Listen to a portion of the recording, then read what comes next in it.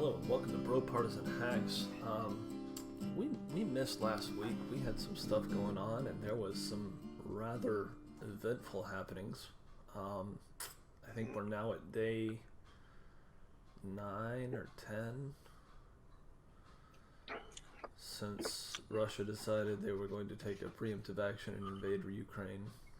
Yeah. It was last week. I know you were really upset that you didn't get to come on and talk about Ukraine. I had a track meet on a Saturday, and then I had to go do my second job on Sunday, so it's unavailable. I'll take the blame. It's my fault. Yeah, it's all your fault. And yeah, so because you've been really up to date on all this stuff, and so let's kind of jump right in and start with kind of what's going on right now, and then we can kind of back up and so forth and so on. Well, it's still early in the morning. I haven't checked my 150 something updates from what's been happening today. So this morning in Ukraine, I haven't checked that. What's going on? Yesterday was apparently a really bad day to be a pilot. So I saw the day started off with like a Hein gunship going down. I think everybody got shot down yesterday from a manpad. Yeah, yesterday, and it went from there. And apparently there was Russia's been mostly keeping their airstrikes to evenings, and so they have their dudes would march in the morning, their ground forces would move in the morning, and then at night they'd stop, camp out, and then the airstrikes would take over for the evening and the artillery strikes. So yesterday, I guess they ran a few day missions, and like 5 of their planes got shot down yesterday. At least one of the pilots was executed by the Ukrainians on recovery that I could see. Not like captured or anything, like executed. Like it looked like they were straight up committed like war crimes now. Does it what? I don't think they care. Does it seem to you like the Ukrainians are? I mean, they're losing, obviously, yes, but they're also being way more aggressive. They are in a fight for their survival, is the way they see it, right? So they're super pissed. Yeah, and they're like they've opened up international fighters, like please come fight for us type deal. We have a special program, like come in and fight for us. I've seen stories on like Reddit where like ex-British snipers like went and just like didn't even tell their wife like they were going. They were like, oh, I'm gonna go get some juice or go get some coffee at the pub, and like flew to Ukraine. Like stories like that are coming out. So I don't know how. It's kind of funny. You remember? But well, I say you remember, but I've seen a lot of World War I videos and movies and whatnot that politicized it, and for a long time it was always interesting to me to where it was like when the shit was going down in World War I, and Woodrow Wilson was like, nah, we're not messing with that. We're not getting involved. And you had young American men going to Canada to fly over and join in on the war, because I think Canada was still part of Great Britain at that time, and they were heavily involved in that war. Anyway, it's kind of like makes me feel the same way right now. It's like there are people that want to be involved in this, and they're like, yeah, come on, we'll take you. Whatever, I don't care. It's just, they don't care. Like come help. I think it was day 4 or 5. They released all the prisoners with military experience and armed them and sent them to the front. Saw that. So I mean, there's a lot of there's a lot going on, and so like you see every now and then you'll see like most of what Ukraine has is like old Soviet era tech, right? Like they had recently up in 2019, I think it was. I saw it yesterday.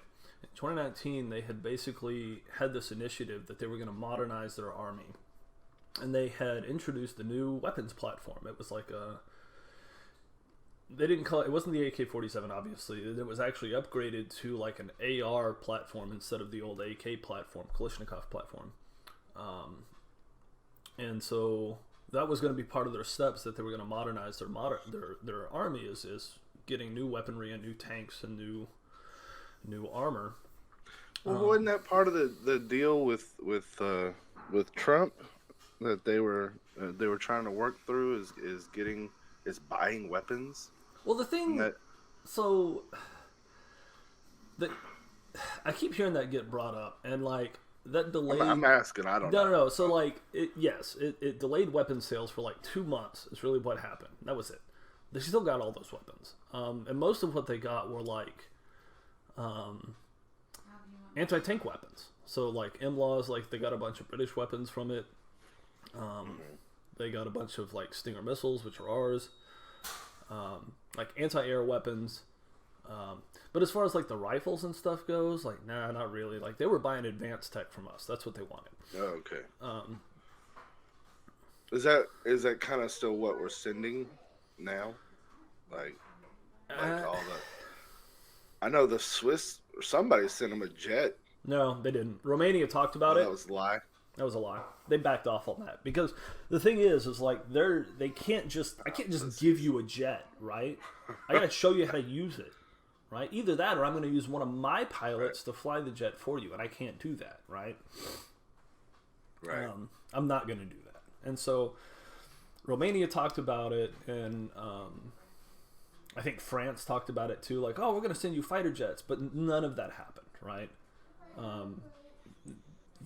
So Russia basically dominates the skies. But what they have been sending is anti-air weaponry. And yeah, so, I've noticed a lot of that. Yeah, like everybody has like a air to ground to air missile launcher. Yeah, and like, you see a lot of British anti-tank weapons, and you see a lot of I've seen a lot of British anti-tank weapons. They use the MLAW. It's like the one that looks like it's the tube with the two donuts on the end. Mm-hmm. Big black one. Those are tank busters. I see tons of those, and I see a lot of like what we sell them, the man pads, which are basically just homing rockets, homing missiles, the portable. Mm-hmm. And those things are deadly to helicopters because helicopters, rather than get up high away from them, helicopters like to fly low to the ground when they're operating and actually make themselves a smaller target. Well, if they fly over one of those things, it's gonna hit them. Like it actually will. It will track the helicopter so fast they don't even have time to deploy flares or anything. Wow. So they've been knocking out some of those individual helicopters with those. I've seen that a lot. So anyway, so what's going on the ground? There's a lot. There was talks in this one city of I'm gonna butcher every pronunciation for these cities, but I just skip over when I'm reading the stories. I don't even try. Yeah, no. So there's a city called So Kherson was taken early on. That was in southeastern portion of Ukraine. And it was part of the area that they pushed out of Crimea, and one of the first ones they took. And as far as what I've been able to tell through reading what I'm on, is like basically they've got the contract soldiers. Their permanent army is mostly coming out of the south, and Russia has compulsory service for all men, so they call them their conscripted forces. Mm-hmm. Those guys are coming in on the north, backed up by the VDV, which is the elite paratrooper type soldiers that Russia has. VDV has mostly been operating in surrounding Kiev. So I pull up a map here. I'll show you kind of where I'm talking about. So this map came out yesterday. Take it with a giant helping of salt. It is from what I can tell is a Russian source here. But there's a river right here, and basically by taking Kherson and Kharkiv, which is up here, they've been able to establish a beachhead on the other side of this river and really push into this to the west of Ukraine. And they're going to fly right up on here to Kiev and just sit there. And it's probably, I don't know. Like, I saw a report yesterday that said Zelensky had fled finally to, like, Poland or something. Yeah, his security team's been trying to get him to go to Poland for days, the whole time. Yeah. So I mean, he was doing an interview with some Ukrainian media group, and the dude just looked. He was either 3 days no sleep, or he was completely hammered. One of the two. Yeah. And I'm like, you know what? I can't blame him for either one. Like, either one. Legit, either one. Whichever one it is, dude. All right. Yeah. So what you see right here, you see this little blue dot, right? So this is that's Ukrainian forces, and they're literally being surrounded over here. Wow. Now the reason that this area is holding out when everybody else seems to be getting pushed back, I believe, is because of this is basically where we have been training the Ukrainians and arming them specifically. This area right here is that Donbass region. This is the Lugansk region. All of this here was that contested territory. And so what's been happening in that area is, like, they have had a standing military for the last 8 years under like constant activity. So they've been operating in this region for the last 8 years, like bombing them and just like harassing it, because this whole area over here, this Donbass region, was essentially like resisted the 2015 Maidan Euromaidan protest, or whatever you want to call it, right?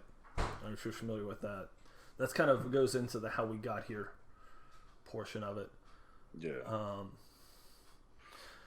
So I'm convinced this is kind of where the like U.S. weapons are, the trained soldiers that we put there. And so I think the Russians' idea is, like, rather than fight them directly, we're just going to surround them. We're going to cut them off from all support and all supply, and just get them to surrender that way. There have been units that have, like, tried to escape here that have gotten blown up. There's constant air cover right here for retreating units trying to get out of this encirclement. I've seen whole tank columns blown up, like in videos, people driving by down the highway, and just wreckage. Man. No, it's been bloody and brutal, and like there's a whole thing about operational security that's just been non-existent, really. Especially on the Ukrainian side. Now, whether it's they're trying to like build morale or whatever reason it is, I've seen it happen like multiple times. So they're like I think it was in Kherson actually, before they took the city. They were using the local administration building as a rearming, like a headquarters, like a depot. They had a whole bunch of soldiers in there, and people were taking pictures of this and posting it to Telegram. Well. Yeah. The next morning, footage rolls out of a missile strike right on this building. Jeez, and they completely bombarded the entire area. Like the whole square of the city was just artillery strikes nonstop. And then they hit this one building directly with a missile strike. There was another one where they were like, "Hey guys, we're in this school," and they show like a picture of this dude, and there's a whole bunch of Ukrainians behind him, and he's like in a school gymnasium. And the next day, the school's blown up. Like, they're tracking you guys. They're paying attention to what you're putting out on social media. So there's this whole other aspect that's going on right now with like operational security and the straight up lack thereof. Yeah. I think one of the craziest things was the city of what I was trying to say, the one that I couldn't pronounce, the Energodar, which you may have seen on like, I haven't watched any like CNN, NBC, any televised media, people talking about what's going on. I've only been getting news from basically people in Europe and in Russia and in the Ukraine. And so I'm using a lot of Google Translate, right? Because I don't speak either any of those. Well, I speak English, but so this this town of Energodar, right? There's a nuclear power facility there. It's like the NPP or ZPP. It's the largest one in Europe, right? Yeah. It provides like a third of the power, 25% of the power to the whole country of Ukraine. And when the Russians rolled up, they basically tried to negotiate a surrender of the city, right? Like, hey, we're going to take the city. We don't really want to be fighting by this nuclear power plant. That seems like a bad idea, right? And so what ended up happening was that the local town basically just started using delay tactics, and eventually it was like, all right, no, they were done playing games, the delays are done, we're moving in. And so talks broke down like 2 days ago. Oh, I lost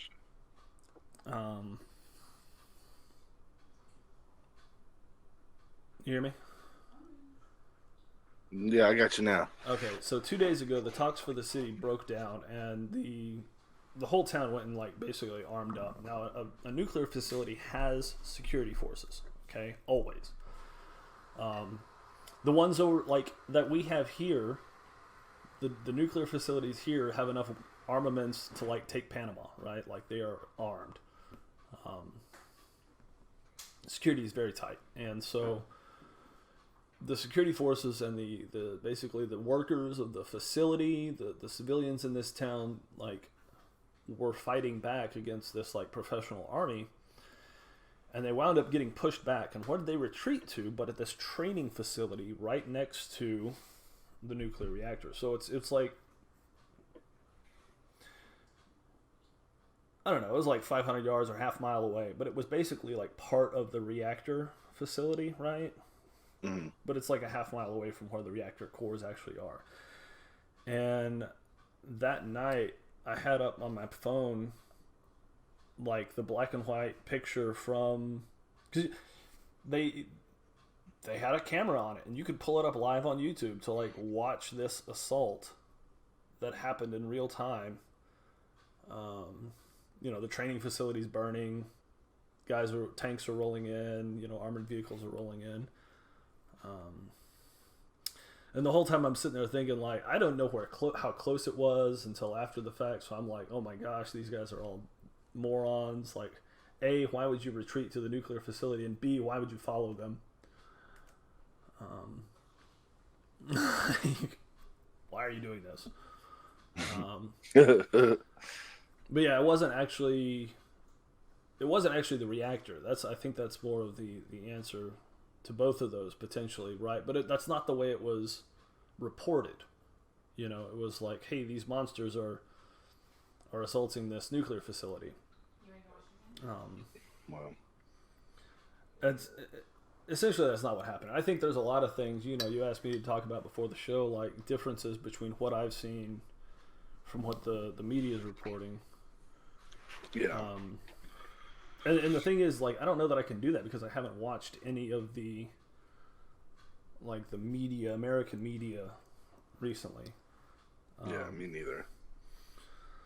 So I know that there's a few stories that like were reported on that were just false, made up, and it's like become a joke now. Like people online are just making fun of them.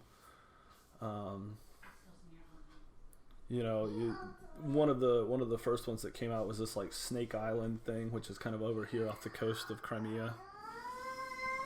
Is that the one with the 13 dudes? Yeah, the 13 dudes that were like, F you, Russian Navy, we're going to fight to the death. Yeah, they all surrendered. And the thing is like, it wasn't... it's not like a critical base. Like it wasn't. There's no like infrastructure there. There's no military infrastructure there. There was like a small dock that these 13 guys were just like hanging out on. Basically, as like part of their posting. It's like a recon post, right? Yeah. And so, yeah, the the Ukrainian government said like, oh, these men died heroes. They fought to the last. Everyone else needs to as well. And then, they didn't. like a day late, well, like 3 hours later, it's like, here's the video of all 13 guys walking across this carrier, in surrender, like arms up type deal. So are the protests in Moscow and Russia, are those actually happening, or is that They did. propaganda? Those really happened. A lot of people have been arrested because of it. Well, I saw like the first day, like 1,700 people were arrested. Yeah, I And saw so, conflicting numbers. So it was either 1,700, there were 1,364, like whatever. They arrested a ton of people. Over 1,000 people got arrested day one Wow. of this thing. But in a city of Moscow's size, Yeah. 1,000 people ain't shit. Like, But honestly. 1,000 people in jail is a lot. That's a I lot. don't care. I don't care how, because there's 6 All right, you got me million people, 6 million people in DFW, and if they all went to Dallas County Jail, like 1,000 people, they would be overrun. Like it's, Yeah. like that's a lot of people. But you're forgetting this is Russia, and they have the old camps. Oh, they got the gulags. Yeah, they still have camps. Like They still have war camps. In gulags. fact, there was a story about one of the opposition leaders who's like, they're like trying to get him free to help protest this, but he's like stuck in a work camp somewhere in Siberia. Oh wow. I can't remember his name. It doesn't matter, but yeah. So like they still have those camps. They have places to put people in Russia.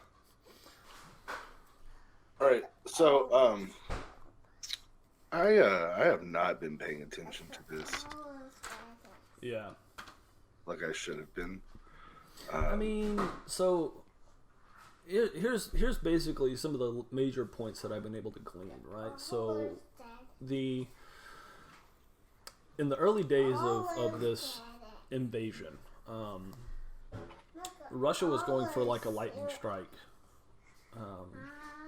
maneuvers, and they were moving so fast they were abandoning tanks and not aircraft, but like tanks and armored vehicles left and right, and they were all fully operational, and it became like a joke online to people, like, how do you win a war? Oh, abandon your tank in the field. Like, this is how you do it. Like, this is the way. And so that's when you saw the TikTok videos of the ladies like, here's how you start a Russian T-67 tank or whatever, right? And like the Ukrainians just coming in with their like tractors and driving off with the armored vehicles and the tanks and stuff. And so like a lot of that has stopped in the last 2 days. The Russians either aren't abandoning their vehicles, they're not moving as fast, Right. or they're disabling them. They have not achieved their goals that they had planned with their lightning strike, and so now they're slowing it down. They're cleaning out the Russian forces in the fields that they're left behind. And so things have been kind of very bloody as the reinforcements and the extra troops are being brought in to mop up. It's pretty crazy. So, I mean, like the whole columns, tank columns and armored vehicle columns were rushing to specific points. They had, on day one, they had 50 helicopters drop off these VDV troopers, these elite troopers on that airport outside of Kiev. So 50 helicopters full of troops dropped off at this airport, and the idea was, again, this is what we assume, right? Because I haven't seen their plans. Was that they wanted to take that very modern airport outside of Kiev, the Gerson airport, and build an air bridge to fly in fixed wing aircraft to like rapidly reinforce this whole area, right? Now, what wound up happening is that the VDV fighting over this airport the Ukrainians just started shelling them. Massive artillery strike for days. Now, those Russian paratroopers, the VDV guys, they held the airport, but the airport was completely useless now. They blew up all of the tarmacs. All the things that they could have used. Yeah, and really, I mean, they were looking for the big landing strips for their massive fixed-wing aircraft, and all of those are destroyed. So that threw a giant monkey wrench, I think, into the Russians' plans of this invasion to quickly build up a force outside of Kiev to move in. And so that was like day 1, day 2, and none of that stuff happened for them. So you've still got, again, going back to this map right here. This right here, this is kind of where the Azov Battalion, if you're familiar with them, have you heard of them? Nope. I don't know shit, dude. Unfortunately, I don't. Hold on. There's a good article for this. Let me pull it up here. So the Azov Battalion is a super ultra far right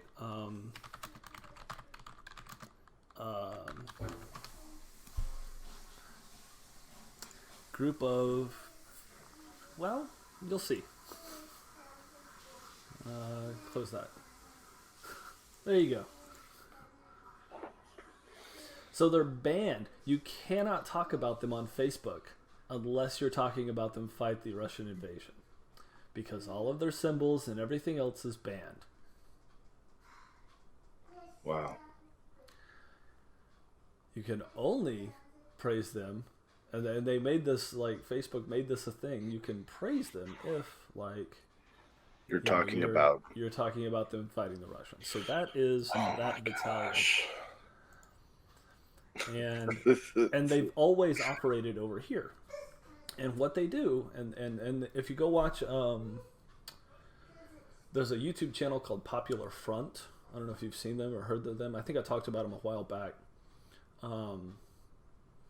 They went and did years ago, might have to go back and track down exactly when, but I think it was in the 2014-2015 timeframe when all of this really... When the original stuff went down. Lit off, yeah. And so these guys were basically they were the murder squads, the death squads that you hear about, so often, right? Like, this organization, this Popular Front, they do a lot of these insurgency type things where these guys will go out in the field and film themselves with the insurgents. I mean, they did one with the cartel members. They did one with these guys here. They just kind of let them talk, and they would go out and do some pretty heinous stuff, even back then. And they, from what I can tell, and the claims that are made, is that they are highly funded by through non-government organizations with direct ties to the United States. So we put them there. The claim is made. The claim is made again. That basically we put them there through funding from funneled through the NGOs, and armed them up specifically to harass this region and create a beachhead. For our trained groups. So it's, again, that's why they're still here, right? They haven't been overrun. Right. So that's really what I've seen going on. Lots and lots and lots of brutal fighting, lots of fast movement. Things have kind of slowed down in the last 2 or 3 days. I've noticed that. There have been lots of ceasefire talks.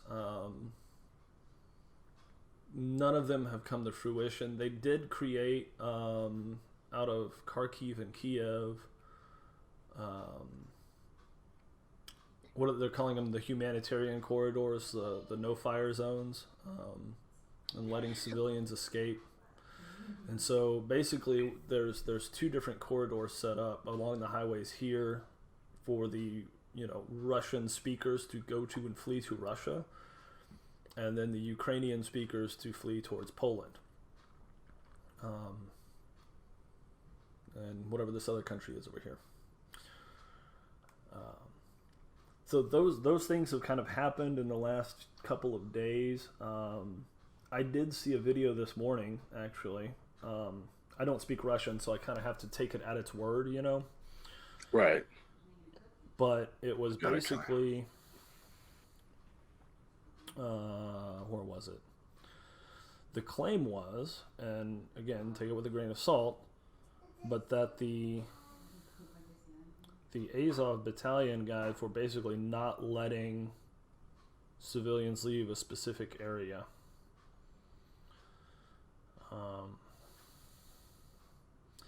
And if that's true, that kind of sucks. Yeah. Well, I know that they like, no, you're not gonna leave. There's a lot of shelling going on. They're trying to do an evacuation of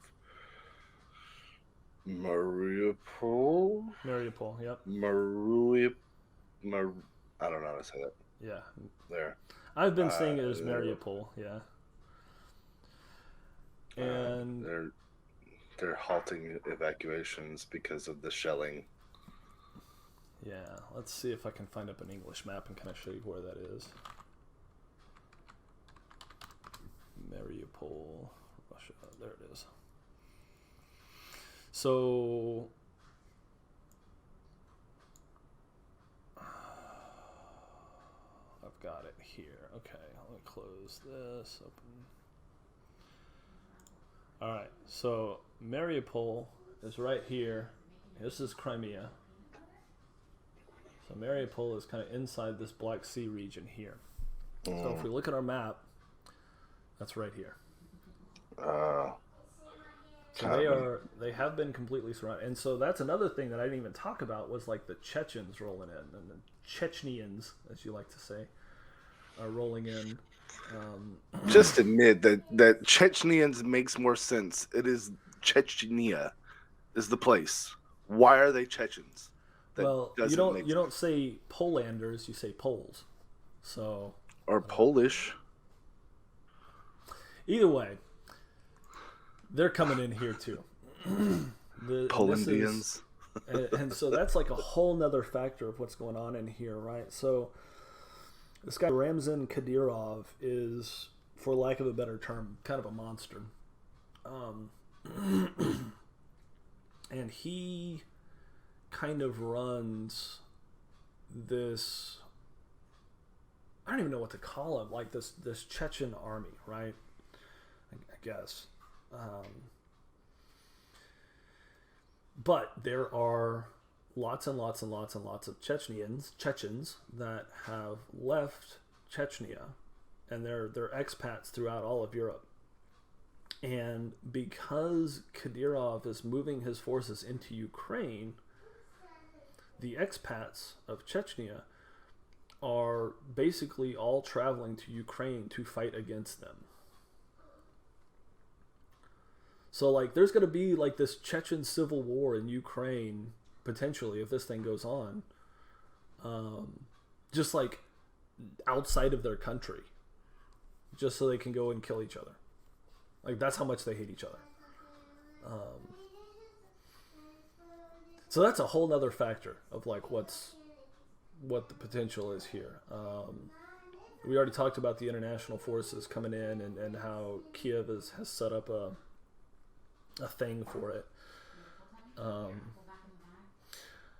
I did see yesterday that I think it was a New York Times article or Washington Post article.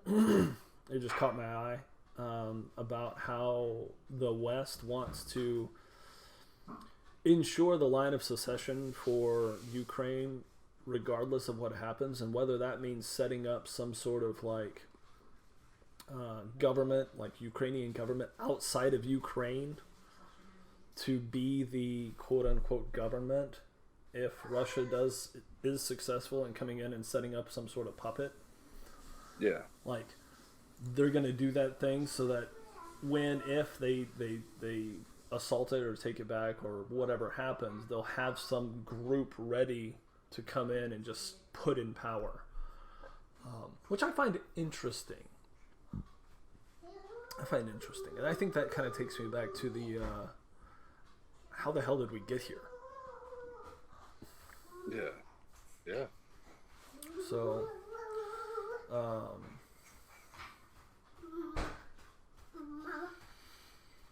to explain that, I literally have to go back to like the 1900s.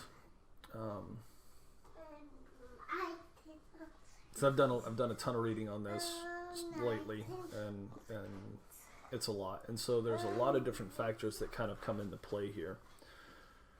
I don't know if you have any other questions about kind of what's going on before I side rail or derail this whole train. Okay.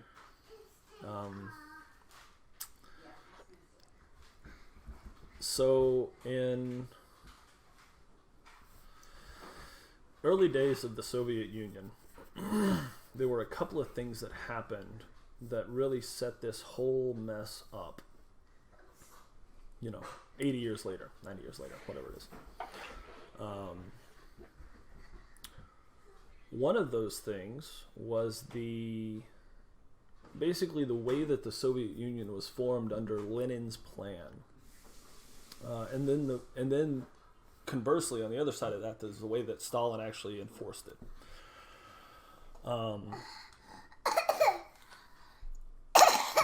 So Lenin had this idea of hawking. Look come see Daddy. Look come see Daddy. So Lenin had this plan of basically creating a union of Soviet states, right? The USSR. That was the whole thing, right? And to do that, he had to court what were considered like the ultra-nationalists of the time, right? And they had like Poland and Lithuania and these other groups that were these other countries that are kind of right over here, Moldova, Georgia. And to get their support, he basically had to promise them, like, hey, you guys are going to have your own states, and we're just all going to be under this Soviet Union, right? But really, you'll be autonomous in your own zones, in your own countries, your own states of this union. And whoever was in charge of this Ukrainian area they made out like bandits, right? So when the Ukraine map lines were drawn in the Soviet Union, they basically took parts of Lithuania, Poland, all of Crimea, which was actually part of Russia at the time, the Russian Empire. And they just said, okay, this is Ukraine. Here it is. And they redrew it much larger than what it was, essentially. Yeah. Now, what happened when they did that, so if I pull this back up, so basically all of this region right here from like Kharkiv down to Crimea was actually part of the Russian Empire, and that was part of the Russian Empire since like the 1700s with like an Alexander Sermov or whoever took it over. All this land was Poland and Belarus. Most of this was like Slovakia, Romania, or the Czech Republic here, Czechoslovakia, because these were one country at one point. I think Moldova was always kind of small. They didn't really do anything. But anyway, they added a whole bunch of land to Ukraine and then turned it over to this state government. And then during the Holodomor, or whatever happened with that, the entire eastern area of Ukraine was basically depopulated. Estimations of like 3 million people like died over there, just like starved out. Yeah. And so it was this group of and you can look this up on Wikipedia, I'm not making this up, the Cossacks. There's a whole thing about decossacization or whatever. Like I had it pulled up here. They basically depopulated this entire region and then repopulated it from Moscow, from Russia, and Russian cities. And over the course of several years, they sent in some like 675,000 people to just like go back in and start working the farms, working the factories, and put the area back to population. So the entire areas ethnocentricity completely changed under the Soviet Union. That's crazy. So fast forward to current era, right? In 2006, 2007, there were two different political crises. And long story short, basically what was happening is the U.S. State Department and the Russian FSB, or whatever they're called nowadays, were basically vying for control of the Russian administration. Right? So we wanted to put our leader in, Russia wanted to put their leader in, they're Russia friendly. We wanted to put in a Euro friendly, American friendly president. And what wound up happening was just buckets of corruption, right? Like, so ballot stuffing, like you wouldn't believe, like more, all the things, right? All the things happened. And it was so bad in 2006 that they had to go back and do it again in 2007. The leader was ousted, and so in 2007, I forget who, like their whole parliament got dismissed. It wasn't just their prime minister. Everybody got ousted. They went back to this like old constitution.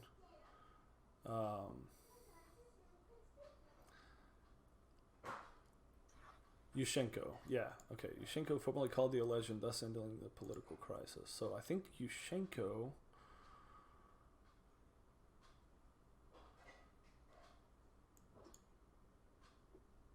I'm trying to double check it because I don't want to get it wrong. Right.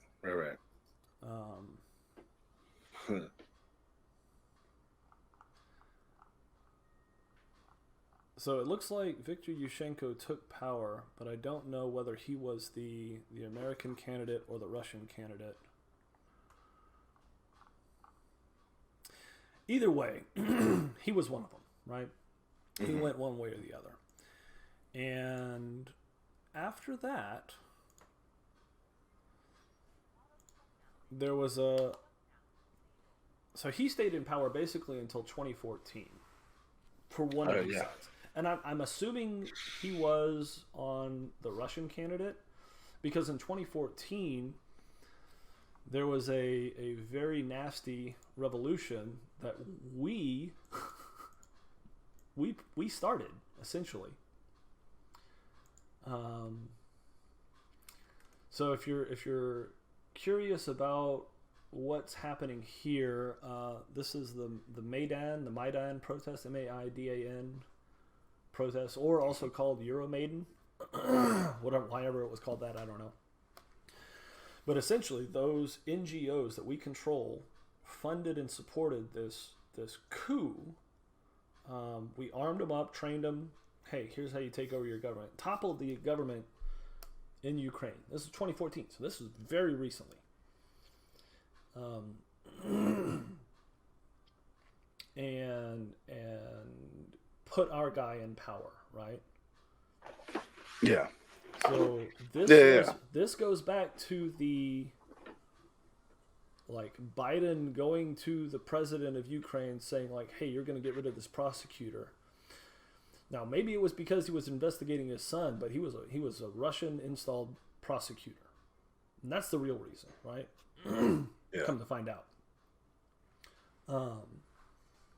And so the things that he was looking at were the anti-corruption things that would basically target the United States, and not the anti-corruption things that would have been targeting the Russians, because we both had our fingers in Ukraine for decades.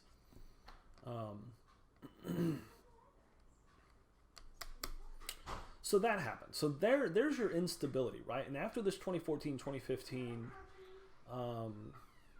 protest, this coup, or whatever you want to call it, whatever side you're on is kind of what you call it.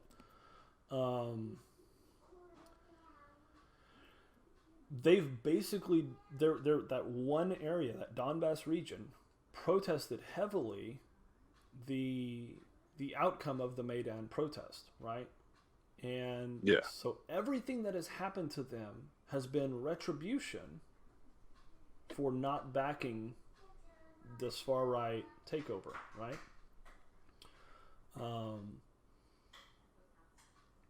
Recently there have been like laws passed of like, hey, we're only going to teach Ukrainian, you know, all you Russian speakers get out kind of deal. Like, you guys think racism is bad over here. Like, they're literally murdering them in the streets, state-sponsored. Like, you know, at least there's still laws against it technically over here. Like, they were making it legal to absolutely persecute these guys, the Russian speakers in the Donbass.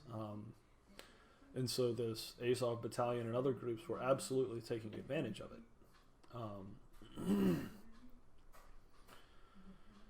So that takes us up to 2014, 2015. Then, I got to go back a little bit in time. So in 1991, in the fall of the Soviet Union, right, and they were negotiating with Russia, or what became Russia's government, we, NATO, promised, like, hey, NATO will not expand one step further. Will not move 1 inch closer to Russia. It was in 1991, right? Yeah. So, since then, we have added Poland. In 1999, Poland, the Czech Republic, Hungary were admitted to the alliance. In 2004, Bulgaria, Estonia, Latvia, and Lithuania were added to the alliance, along with Romania, Slovakia, and Slovenia. In 2009, Albania and Croatia, and in 2017, Montenegro, and in 2020, North Macedonia. So much for that not 1 inch closer. So we did that, right? And what does that mean to become a NATO ally? That means we're going to put our missiles in your country. Right. That's what that means. Because you don't have an army, we're going to put it there. And you know what? If anybody touches you, then we're just going to blow everything up, right? And so over the course of this history that I've given with Ukraine, there have been... He's basically been kind of like Saddam Hussein, right? He tried to play both sides. And it's not just Zelensky, but it's all of them, right? Every president that's been in power in Ukraine since 2006, when we put our guy in, 2007, when we got our guy in, right? Or, I'm sorry, the Russians got their guy in. Russians got their guy in 2007. We stopped that, we took them out of power in 2014, 2015. Right. With the Maidan protest. So since 2014, 2015, when we got our guy in, rather than just be completely friendly to the U.S. or completely friendly to Russia, they've tried to play both sides. And so, like, you know, if you look at the Russian claims, then the Ukrainians were basically stole like $50 billion worth of natural gas that they never paid for from Russia to like power their country and stuff like that. Because they're like, hey, what are you going to do about it, kind of deal. Yeah. We'll just go join NATO if you don't like it. You know, sorry about you. You know, what are you going to do, huh? Yeah. And NATO was like, meh. Yeah. And so, obviously, they did not join NATO. Was it a matter of time before they did? Was it retribution for the Russian speakers against these NGO-funded battalions that are basically murdering people in the streets in the eastern parts of Ukraine? I don't know. You know, if you listen to, I did watch like Putin's speech. He gives like a 30-minute, 45-minute address on kind of the blood and soil speech. No, it wasn't the blood and soil speech. It was actually like, hey, we're going to go kill these guys that are shouting blood and soil because they're murdering Russian speakers. Right. That was essentially blood and soil. Yeah, that was part of his speech. But like when he says we're going to kill them because they're murdering Russian speakers, that's a blood and soil speech. Sure. Because they're our people. Those are our folks. Those are our we people. have to go protect our blood. Yeah, that's blood and soil. I mean, Uh, it is what it is. is what it is. Like, So that's kind of where that comes from, though, and that I don't know. That's a little bit of the breakdown that I've seen on the history.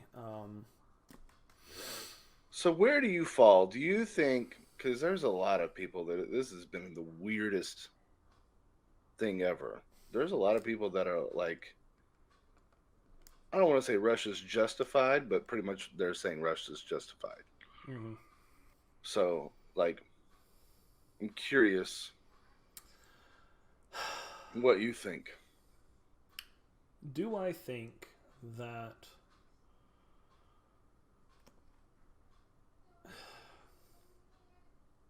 the thing is here's kind of my standpoint, right? Like I hate to see people's homes getting blown up, right? Yeah. Like I hate that it came to this. Is Russia justified from taking some action? Yes. Are they justified to? I lost you.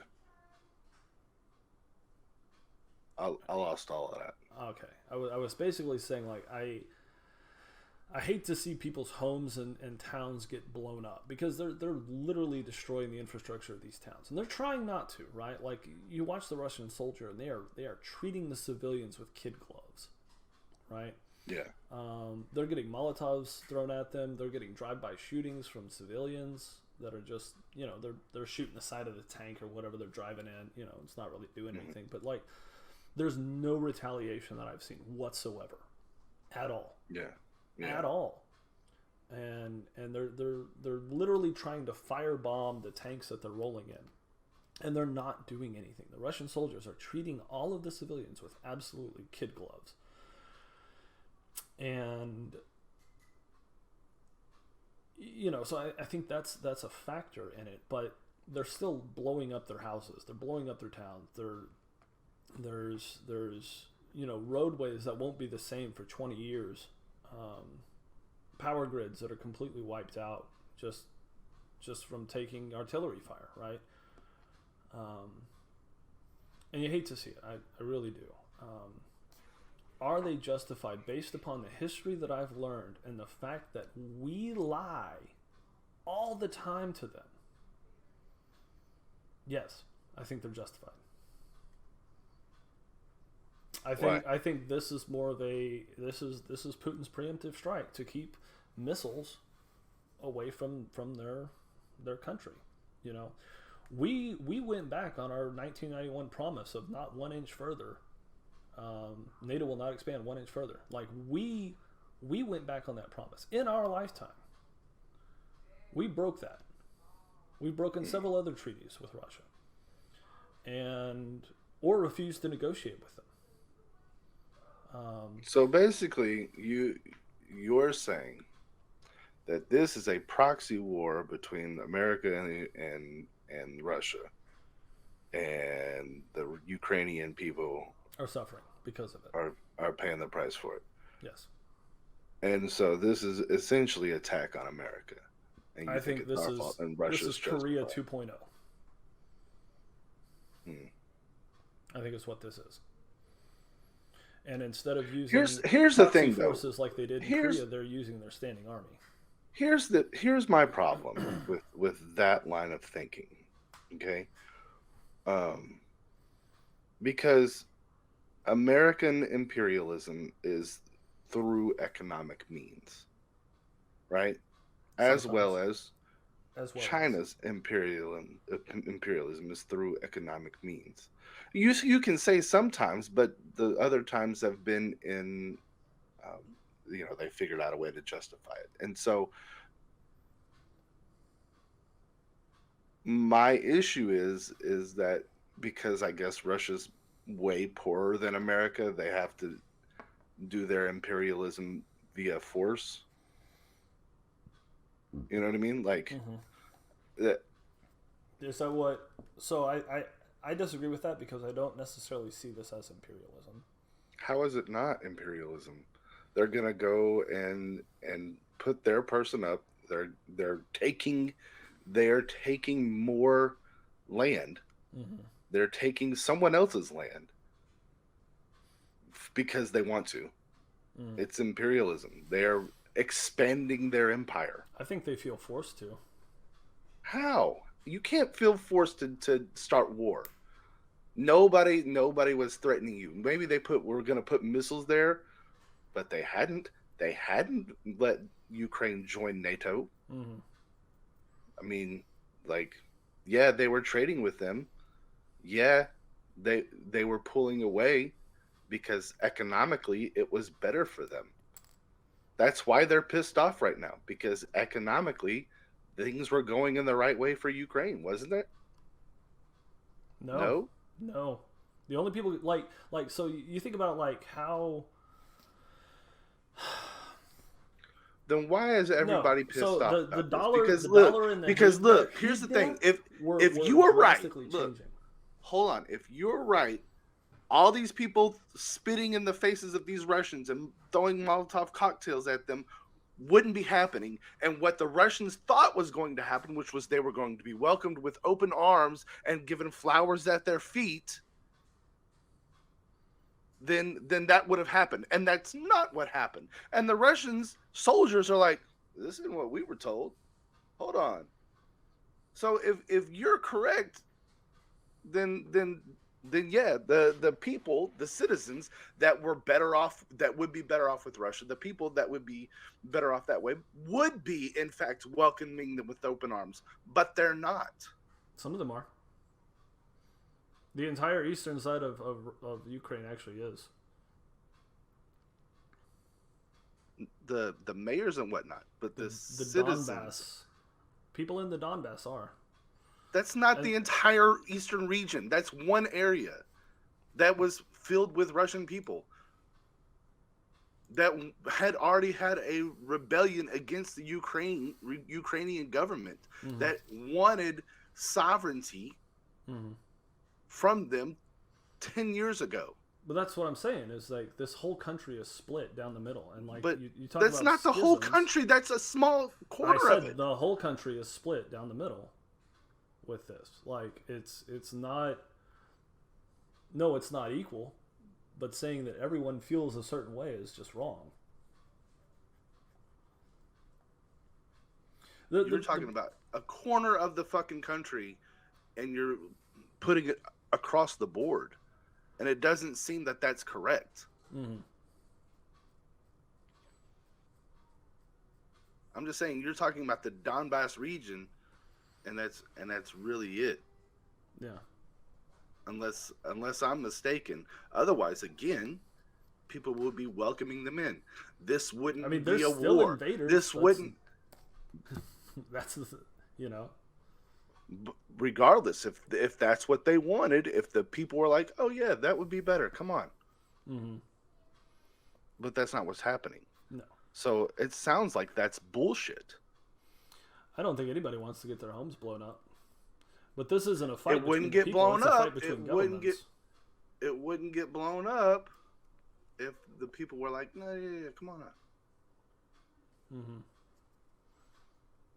But shit's, and again, that's why the Russian soldiers, I've seen a lot of it. They're like, this wasn't what they said was going to happen. Mm-hmm. You know, they told us that they wanted us here, Mm-hmm. and they're getting Molotovs thrown in their faces. And from what I can tell, they don't really want to go kill people either. Mm-hmm. That wasn't what they were told they were going to be doing. No, apparently the conscripted guys were told they were on a military exercise right up until they crossed the border. Yeah. Yeah. And so they're like, that's why they're treating with kid gloves. Now you can put that on. Oh, the Russians are but that's the people. That's the people. The people are like, dude, I'm sorry. They'll kill me if I don't come over here. Sorry. Mm. Sorry, guys. Like, you know what I mean? Like, that's why I'm very confused with all of this. Because, I don't know, invasion is bad. and I don't see a justification from it from America. I don't see a justification for it from Russia. I don't see a justification for it from China. I don't give a fuck who it is. Invasion is bad, and there's no justification whatsoever. If you want to protect your area, line your fucking border with your missiles and sit. Mm-hmm. That's how I feel about it. Like, otherwise, you just want more. You just want more land, blood and soil. Maybe. And you can figure out a way how to justify anything you want to fucking do. Good, bad, ugly, whatever it is. A person can, the brain is very, very powerful. The human mind is very powerful, and it can figure out a way to justify anything. Doesn't matter how bad it is. It doesn't make it right. Mm-hmm. And I don't think you can justify an invasion, an imperialism via force. Mm-hmm. But economically, it's cool. See, that's the fucking thing that pisses me off too. The goddamn Russian whataboutism train is alive and well. I was just asking a question. Just because America doesn't make it right. Okay, that's what I wanted to get at. But that shit, I hear that shit all the time, because every time somebody says, "Hey, this is bad," people are like, "Well, what about America?" Motherfucker, that's not what we're talking about. Mm-hmm. America's not invading currently for once. For once. We've got a long history of that crap. I understand. And we've invaded for a lot less. Again, I understand. It's all bad. Okay, that's the point you're making. It's all bad. I'm not a fan of that. But do I think? Okay, how about this? You can't. Time out. If you can't make this justification without saying, "Well, America does it," then you can't make a justification. So I gave you what I understand to be the Russian and reasoning, right? Whether you agree with it or not doesn't matter. You said you thought it was justified. Based upon what I've seen, replacing that government is justified for the Russian people, yes. Me personally, I'm not a Ukrainian. I don't give a shit. Like, I think it's terrible.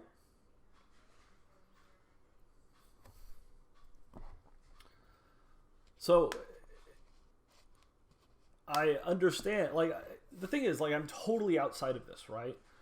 Like, I understand wanting to defend your home from an invader, and I understand that is a galvanizing force for an entire country, right? You can, oh man, guys, we're all in this together. We gotta stand up and fight, right? Like, we are being invaded.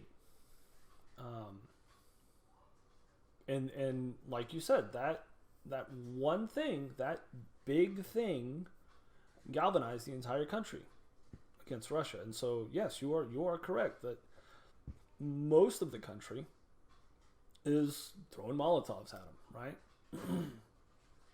Or out there protesting. I saw a video where, like, people are in line for food that the Russians brought in I think it was in Kherson after they took the city. There was a giant line of people waiting to get food from these trucks, and there were other Ukrainians out there just like haranguing them, just talking mad shit. And I like imagine myself in that position where it's like, nah, man, I still gotta feed my family. Like, if this is where the food is, this is where I'm gonna go get it. Yeah, you gotta do what you gotta do. You gotta do what you gotta do. I understand all of that. I do. Meanwhile, you got people in Ukrainian, like, shouting at them in Ukrainian, like, it's better to starve than take anything from these people. And they're like, nah, man, we gotta live. I don't know. It's a bad deal. It is. It's bad all around. It is.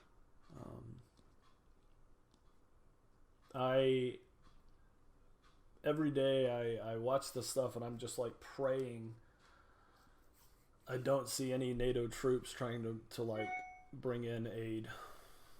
Like let the Polish do it or something like that. Like don't bring NATO forces into it. Right. They're gonna have to though, because at some point it's gonna get bad. Like there's no way that this doesn't go sideways. I mean, sidewayser. Sideways. I just don't. I've seen a lot of claims recently that economically we've already stuck the knife in, and now we're just waiting for Russia to bleed out, kind of deal with the economic sanctions. Yeah. I don't know which way that's going to go, right? Because day one, both Italy and Germany signed non-aggression pacts to retain access to the Russian oil to power their countries. Yeah. They were cut off, however, from using so they signed this treaty to keep access to the Russian oil, but they cut Russia off as a country from SWIFT, and SWIFT is the international trading financial system or whatever they're using, right? I don't know exactly what it does. I know it's called SWIFT, and I know it has to do with international trading, and they got cut off. And the next day, China rolled around and said, hey, Russia, we have our program and our financial trading group that you guys are more than welcome to use. And they call it CHIPS or something like that. Like, I don't know, CHIPS. Yeah. So that happened. So we have inadvertently just strengthened ties between China and Russia.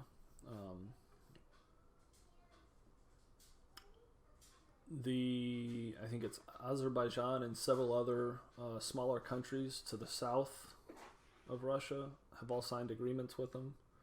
Yeah. And the Azerbaijan thing is interesting because they recently had a war with Armenia, and Russia backed the Armenians, and we backed the Azerbaijani, the Azeri, and then Azerbaijan turns around and signs this agreement with Russia, and that happened very recently. So I don't know, it's very interesting. I don't know if they just got like a good deal or whatever, but totally flipped around on previous arrangements. Yeah. In that region.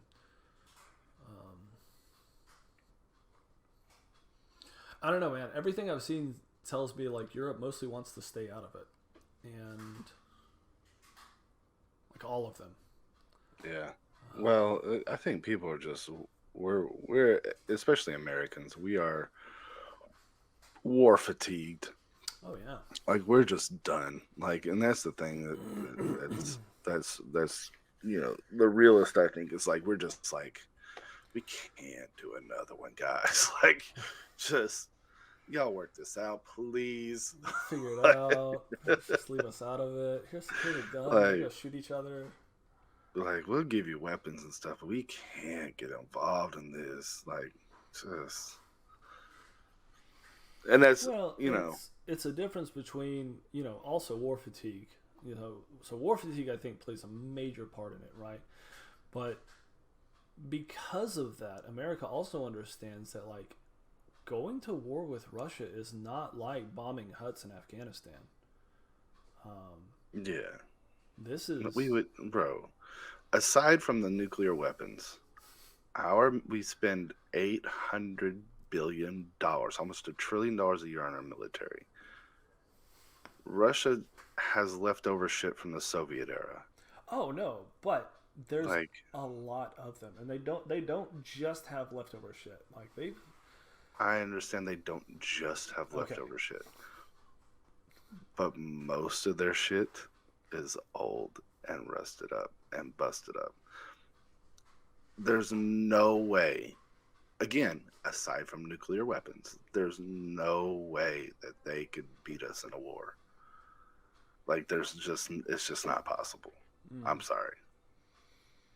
But there is the nuclear threat that all life on Earth would end. So you don't want to have a war with Russia. Like it's just you can't. You Well, can't do it. You even can't do if it. you neglect, even if you neglect, if we take nuclear weapons out of the equation, right? Like, if we got involved and we started moving units and assets over to the Black Sea and everywhere else to get at Russia, what's stopping China from making a move and just saying, like, signing a treaty with Russia? Yeah. Because, I mean, now we'd be in a two-front war, and then what's Europe going to do, man? Nothing. Like, Europe doesn't have a standing army. Yeah, no. The British sort of do. Australia's got one. The French sort of do. Germany doesn't. It's crazy. My students are all like, what happens if we get drafted? I'm like, guys, almost $1 trillion a year. Our military is huge. You're not getting drafted. And even then, they're going to pull in the reserves. And even then, still probably not going to have a draft because there's too many gun-hungry Republicans around that are going to want to join up for freedom. Like, don't worry about a... don't worry about a draft. And if they do have a draft, we leave them. Like it doesn't even matter. Me and mine are leaving. We are leaving. We're not. Yeah. Like sorry. Yeah. I don't have that patriotic die for somebody else's country program. Definitely not here. Die for someone else's oil and money. And I don't have that in me. Like it's just not there. My wife wanted me off 30 minutes ago because we've got to go. All right, bro. Yeah, we can delve into this further next week because I'm going to try and be more up to date. I'm sure there will.